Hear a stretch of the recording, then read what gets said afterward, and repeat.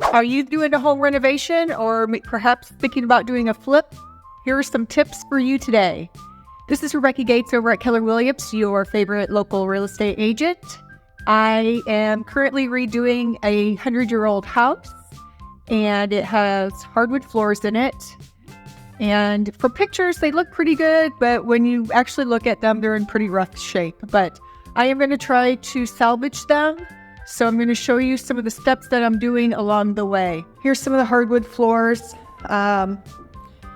You can see there's lots of gaps. So I'm currently digging all the stuff out of the grooves. Then I'm going to vacuum it up, do a quick wash on it. And then I will take some wood putty and go over the entire floor with it. This is 4 wood putty. This room's already been done. So you can see it fills in everything nicely.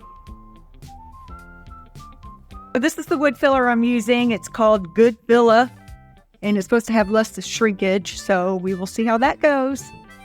So what I have here is my thing of wood filler, and I'll troweling it on.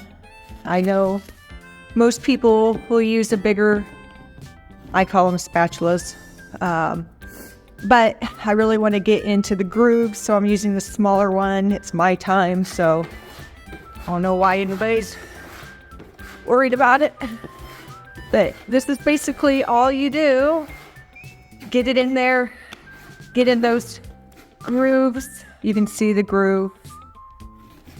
Really want to get a thing there. And you kind of wipe it off. So it's actually going to help encapsulate all of the floor into the grooves it's getting. So then when I sand, it'll look beautiful, right? I hope so. Once I have these 2 rooms done, I have the rest of the house to do. But the next step will be then to sand, and this is sustainable, so I can stain it whatever color I want. I haven't decided yet. And then poly them up, and hopefully they're going to look beautiful, so stay tuned.